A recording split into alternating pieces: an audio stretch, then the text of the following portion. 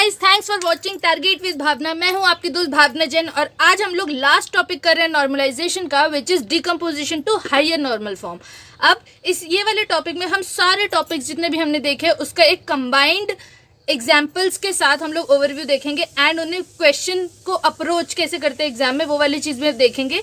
और इसके एंड में मैं आपको एक चीज़ बताऊंगी कि जो डिपेंडेंसी प्रिजर्विंग और लॉसलेस जॉइन, ये दो कॉन्सेप्ट हम लोग ने पढ़े थे, इनमें से कौन सी हाईएस्ट नॉर्मल फॉर्म तक हम इन दोनों को प्रिजर्व कर सकते हैं and which is the best normal form for any database relation. तो आइए स्टार्ट करते हैं। अब मैंने इसके लिए आपको एक एग्जाम्पल के साथ स्टार्ट करा, इसमें हम लोग बहुत सारे एग्जाम्पल्स देखेंगे। तो पहले एग्जाम्पल ये है कि आपको एक रिलेशन दे रखा है and we are given with the set of functional dependencies. हमें बोला है how many minimum relations are required for 2NF design. अब 2NF डिजाइन का मतलब क्या, पहले एक बार अगर आपने पुरानी वीडियोस नहीं देखे तो आपको समरी वाली वीडियो एक बार ज़रूर देखनी है ताकि आपको ये वाला कॉन्सेप्ट और अच्छे से समझ में आए।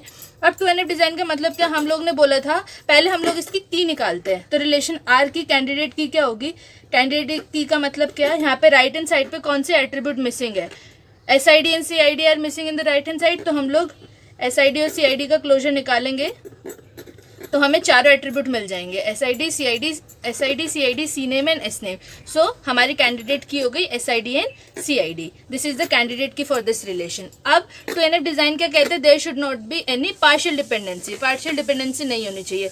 पार्शियल डिपेंडेंसी क्या इस रिलेशन में एग्जिस्ट कर रही है? Yes, SID tends to S name is the partial dependency because part of the key determining a non-prime attribute and similarly CID C name is also a partial dependency। तो decomposition to high normal form का मतलब क्या है कि आपको एक relation दे रखा है, अब आप इसे ब्रेक करो to get the 2NF design. So अब हम लोग वो ब्रेकिंग का प्रोसेस देखते हैं। ये मैंने कहा SID S name CID and C name, ये हमारा रिलेशन है। अब मैं इसे ब्रेक करती हूँ। ब्रेक करने की सिंपल सा एक लॉजिक है कि आप जितनी भी पार्शियल डिपेंडेंसी आपके टेबल में है आप उन्हें फुल डिपेंडेंसी बना दो। फुल डिपेंडेंसी का मतलब क्या, उन्हें एक रिलेशन में रख दो। सो सपोज मैंने इसे ब्रेक कर दिया, R1 SID S नेम, तो ये हमारी पार्शियल डिपेंडेंसी फुल डिपेंडेंसी इस रिलेशन में बन जाएगी। And R2 which is CID and C name, CID C name. ठीक है, तो इसके अंदर हमारी कौन सी डिपेंडेंसी होल्ड हो रही है, SID tends to S name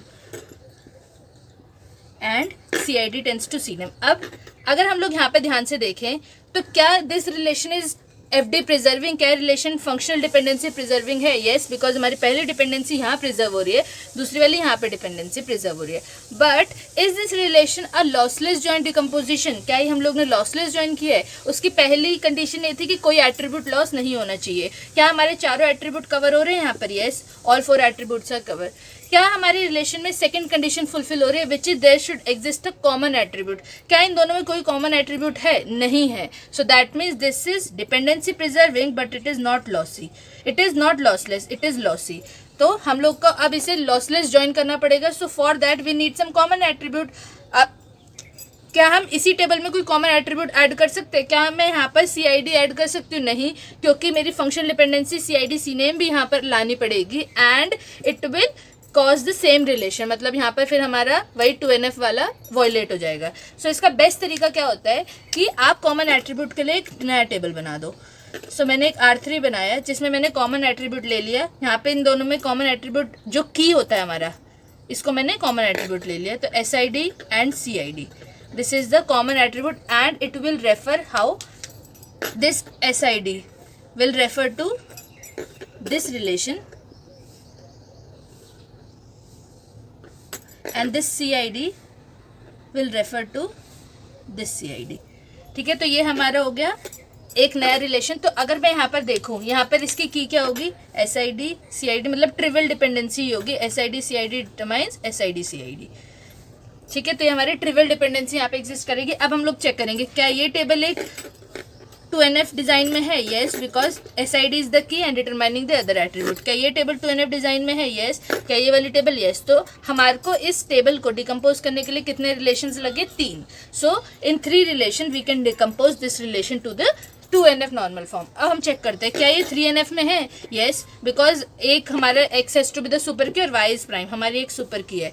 ये भी 3NF में, ये भी 3NF में, क्या ये BCNF में है? Yes, because left hand side is the key. So इस रिलेशन को हाईएस्ट नॉर्मल फॉर्म में लाने के लिए, BCNF तक लाने के लिए हमें 3 रिलेशंस की जरूरत पड़ी। So this is the basic example. आइए अब और एग्जाम्पल्स देखते हैं। Now this is another example. ये बहुत अच्छा एग्जाम्पल, इससे और आपको समझ में आएगा। तो इस वाले रिलेशन में हमें आर दे रखा है विद फंक्शनल डिपेंडेंसीज दिस। हम लोग इसके कैंडिडेट की निकाले तो राइट हैंड साइड पे कौन मिसिंग है? AB। AB का क्लोजर हम लोग निकालेंगे। AB determines C, B determines D, determines E and A determines F। तो AB हमारी हो गई की।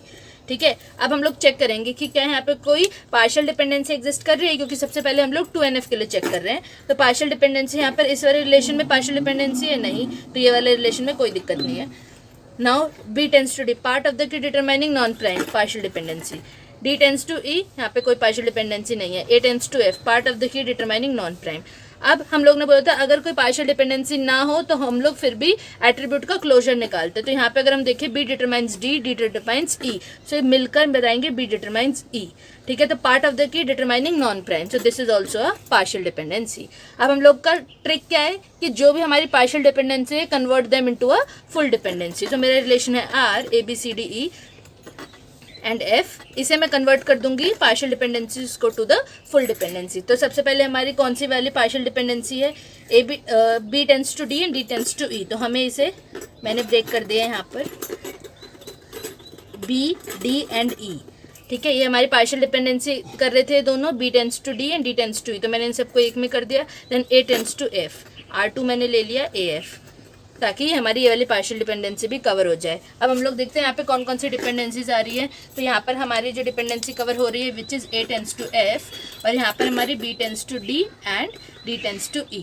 बट अब हम लोग पहले चेक करेंगे क्या ये लॉसलेस जॉइन है, क्या यहाँ पे मुझे कोई भी कॉमन एट्रीब्यूट नहीं दिख रहा है? नहीं, यहाँ पे कोई भी कॉमन एट्रीब्यूट नहीं है। So this is a lossy join, इसे हमें लॉसलेस बनाना पड़ेगा। तो लॉसलेस जॉइन का मतलब क्या? There should be a common attribute also. अब कॉमन एट्रीब्यूट के लिए हमारे यहाँ पे अगर हम देखें क्या कोई एट्रीब्यूट मिसिंग है, तो हाँ, हमारा C एट्रीब्यूट इन दोनों टेबल में से किसी में भी नहीं आ रहा है। So this is of course a lossy join. तो हमें इसे लॉसलेस बनाने के लिए क्या करना पड़ेगा? पहले हम लोग कुछ कॉमन एट्रीब्यूट लेंगे। सो मैंने एक R3 टेबल बना दिया। कॉमन एट्रीब्यूट इन दोनों के बीच में की को हम लोग देखें तो AB is the common attribute in between them and there is one missing attribute C। तो क्या हम C को यहाँ पे प्लेस कर सकते हैं? यस। तो हमारी अब यहाँ पे कौन कौन सी डिपेंडेंसी कवर हो गई है? AB tends to C। तो क्या ये लॉसलेस जॉइन है? Yes, because there is a common attribute in all of the tables and common attribute is key in one of the table, है ना। तो हमारा लॉसलेस जॉइन हो रहा है यहाँ पर। और क्या डिपेंडेंसी प्रिजर्विंग है? हाँ, हमारी चारों डिपेंडेंसी यहाँ पर प्रिजर्व हो रही हैं। अब हम लोग देखेंगे क्या ये 2NF को फॉलो कर रहा है? तो ये वाला क्या 2NF में है? Yes, AB is the key here. क्या ये 2NF में है? यस, सिंगल एट्रीब्यूट है, single candidate key, it is always a 2NF form. Then क्या ये हमारा 2NF में है? यहाँ पे हमारी की क्या हो गई है? B is the key here. So क्या ये 2NF में? यस, पार्ट ऑफ द की यहाँ पे पॉसिबल ही नहीं क्योंकि सिंपल कैंडिडेट की है, तो this relation is also in 2NF। अब हम लोग चेक करते हैं क्या ये 3NF में है। So is this relation in 3NF? 3NF क्या कहता है? इधर X is the super key और Y इज प्राइम। क्या ये सुपर की है? यस। तो ये 3NF में भी है, X इज द सुपर की। ये 3NF में है? यस। क्या ये 3NF में है? नहीं, because if this is the key, this is neither X is the super key nor Y is the prime. ठीक है ना, तो यहाँ पे D एक सुपर की है, ना ही E एक प्राइम एट्रीब्यूट है। तो रिलेशन 3NF में नहीं है। 3NF में नहीं है तो हमें डिकम्पोज करना पड़ेगा फर्दर। ठीक है, अब डिकम्पोज करने के लिए हम लोग क्या कर सकते हैं? फिर से वही चीज़ करेंगे कि पार्ट ऑफ द की डिटरमाइन अ नॉन प्राइम। तो अब हम लोग इसका रिलेशन बना देते हैं R11 और इसमें हम लोग डिपेंडेंसी डालते हैं BD। ठीक है, और यहाँ पे बनाते हैं R12 विच इज DE। तो क्या यहाँ पे कॉमन एट्रीब्यूट है? यस, इस कॉमन एट्रीब्यूट की in one of the table. यहाँ पर D डिटरमाइंस C, तो यहाँ पर D इज द की, इधर B determines D, so here B is the key. So ये हम लोग ने 3NF के लिए ब्रेक कर दिया। ये 3NF को वॉयलेट कर रहा था? नहीं। क्या ये 3NF को वॉयलेट कर रहा है? नहीं।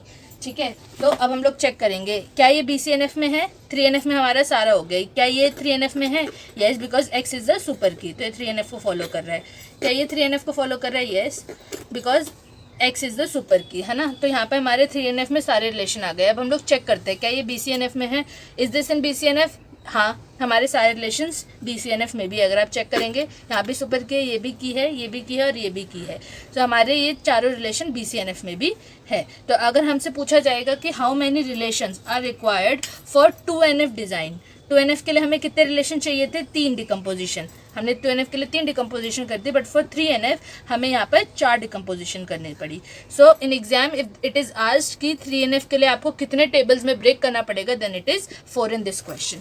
आइए एक लास्ट क्वेश्चन देखते हैं, उसके बाद हमें पता चलेगा जो मैं आपको बता रही थी कि कौन सी हाईएस्ट नॉर्मल फॉर्म में हम ब्रेक कर सकते हैं. So this is the most important example जो हम लोग देख सकते हैं कि कैसे हमारे डिपेंडेंसी प्रिजर्विंग और लॉसलेस जॉइंट के कॉन्सेप्ट वर्क करते हैं इन द नॉर्मल फॉर्म्स. तो आइए देखते हैं. एक बार मेरी फंक्शनल डिपेंडेंसीज दे रखे हैं in the relation A B C and we are given with the set of candidate keys that is A B and B C. हम लोग ने कैंडिडेट की निकाल ली. अब हम लोग चेक करेंगे क्या है relation B C N F. पहले तो 3NF में तो है ही, क्योंकि all the attributes are in prime attribute, so this relation is in 3NF. But क्या ये BCNF में है? BCNF में नहीं है, बिकॉज ये वाला functional dependency is in BCNF, but ये नहीं है. क्यों? क्योंकि X is not the super की, हमारा C is not the super की, तो this relation is not in BCNF. So now let's decompose into BCNF. तो BCNF के लिए डिकम्पोज करने के लिए हम लोग क्या करते थे, जो भी वॉयलेट कर रहे हैं उसे अलग टेबल में डाल दो. सो मेरा रिलेशन था RABC, मैंने इसे ब्रेक कर दिया. ये C tends to A was violating, तो मैंने इसे एक रिलेशन में डाल दिया R2CA, और रिमेनिंग को मैंने इसमें डाल दिया. तो हमारा बच्चा क्या है B, and we need a common attribute, तो मैंने यहाँ पे डाल दिया C. ठीक है. सो अब हमारे यहाँ पे कौन सी फंक्शनल डिपेंडेंसी होल्ड हो रही है? C टेंड्स टू A, तो हमारी कैंडिडेट की यहाँ पे क्या है? C. यहाँ पे कोई भी ट्रिवियल डिपेंडेंसी होल्ड होगी, कोई और डिपेंडेंसी यहाँ पे नहीं है, तो हमारी कैंडिडेट की हो गई यहाँ पर BC. अब अगर हम लोग ध्यान से देखें यहाँ पर, तो क्या ये रिलेशन BCNF में है? क्या ये BCNF में है? यस. क्या ये भी BCNF में? Yes. Trivial dependency always in BCNF. ठीक है. क्या ये डिपेंडेंट लॉसलेस जॉइन है? Lossless join. क्या ये लॉसलेस जॉइन है? मतलब there should be a common attribute and common attribute has to be key in one of the table. मेरे तीनों एट्रीब्यूट कवर हो रहे हैं. There is a common attribute C and C is key in this relation. तो क्या ये lossless join है? Yes. But is it dependency preserving? क्या ये डिपेंडेंसी प्रिजर्विंग है? नहीं, बिकॉज मेरी ये वाली dependency A B tends to C, ना वो यहाँ कवर हो सकती है ना वो यहाँ कवर हो सकती है. So this is not dependency preserving. पर हम लोग अब कोशिश करते हैं कि क्या हम इसे डिपेंडेंसी प्रिजर्विंग बना सकते हैं. सो एक और ऑप्शन ट्राई करते हैं कि मैंने रिलेशन लिया R और मैंने इसे सीधा ही RABC में ही रखा. अगर और कोई पॉसिबल ऑप्शन है नहीं ब्रेक करने के लिए, क्योंकि मुझे अगर एक भी डिपेंडेंसी बचानी है तो मुझे इन्हें एक ही रिलेशन में रखना पड़ेगा. सो यहाँ पर अगर मैं इसे एक ही रिलेशन में रखूँ तो मेरी कौन कौन सी डिपेंडेंसीज होल्ड हो जाएंगी? AB टेंड्स टू C जो ओरिजिनल रिलेशन में, और C टेंड्स टू A भी यहाँ पर होल्ड हो जाएगी. तो अगर मैं इसे यहाँ पर देखूँ तो मैंने यहाँ पे डिपेंडेंसी प्रिजर्विंग बना लिया. क्या लॉसलेस जॉइन है? Because yes, because it is the original table only. पर क्या मेरा BCNF आ गया है? नहीं, फिर BCNF लॉस्ट हो जाएगा. तो ये बहुत इंपॉर्टेंट एग्जाम्पल है ये देखने के लिए कि every time decomposition is not possible. इस रिलेशन का डिकम्पोजिशन हाईएस्ट नॉर्मल फॉर्म में पॉसिबल है ही नहीं. बिकॉज अगर आप एक चीज को प्रिजर्व करने जाओगे, if you preserve BCNF then will loss dependency preserving. अगर आप डिपेंडेंसी को प्रिजर्व करने जाओगे तो आप BCNF को लॉस्ट कर दोगे. ठीक है. सो मैंने जब आपको स्टार्ट ही किया था, मैंने आपको बोला था that lossless joint decomposition is a must, it is a priority. ठीक है. बट हम लोग लॉसलेस जॉइंट तो हमेशा किसी रिलेशन का निकाल सकते हैं, बट डिपेंडेंसी प्रिजर्विंग हम हमेशा किसी रिलेशन का नहीं निकाल सकते. ठीक है. सो ओवरऑल समरी के लिए एक हाईएस्ट नॉर्मल फॉर्म तक कोई भी रिलेशन जो आ सकता है जिसमें हमारी डिपेंडेंसी भी प्रिजर्व हो और लॉसलेस जॉइंट भी हो, इट इज़ 3NF.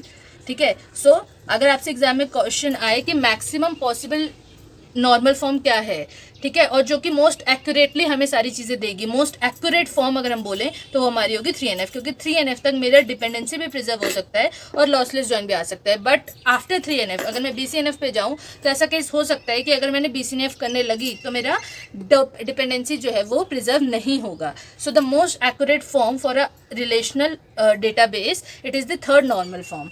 ठीक है. तो ये बहुत इंपॉर्टेंट है. और अगर हम लोग टेबल को डिकम्पोज करते हैं, so the first priority is given to the lossless join, and second one if possible then it is the dependency preserving.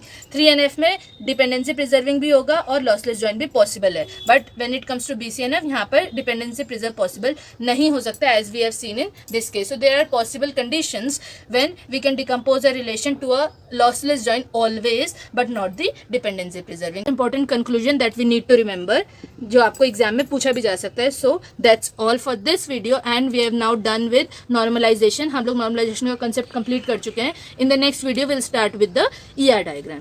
Thank you for watching. और अगर आपको ये वीडियो पसंद आया सो प्लीज़ कमेंट करके मुझे बताना. आपके कमेंट से मुझे मोटिवेशन मिलता है और ऐसी वीडियोज़ बनाने के लिए.